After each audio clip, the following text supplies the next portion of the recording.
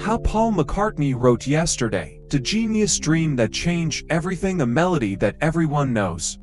A song that has been performed more times than any other in human history, and it might never have seen the light of day, if not for one incident, or rather, one dream.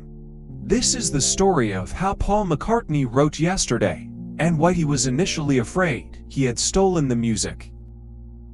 Spring 1964. The Beatles were already stars, but the chaos of touring was exhausting. Paul McCartney was staying at his girlfriend Jane Ash's house in London.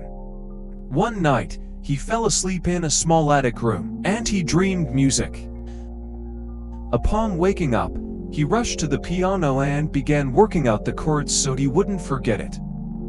The melody was so complete and beautiful that it seemed incredible. The first working title was simply Scrambled Eggs, because the first words he sang to it were, "Scrambled eggs, oh my baby how I love your legs."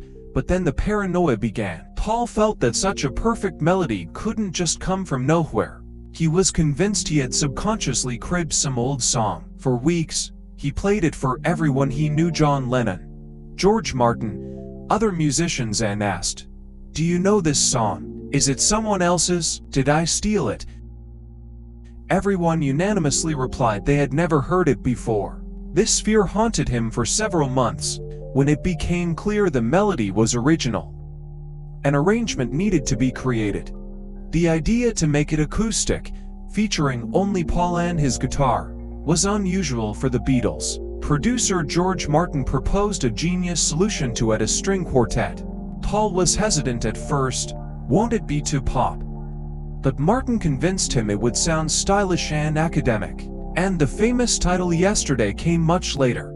Legend has it, it was suggested by a friend of Paul's. The track was released on the Help album in 1965 and instantly became a hit.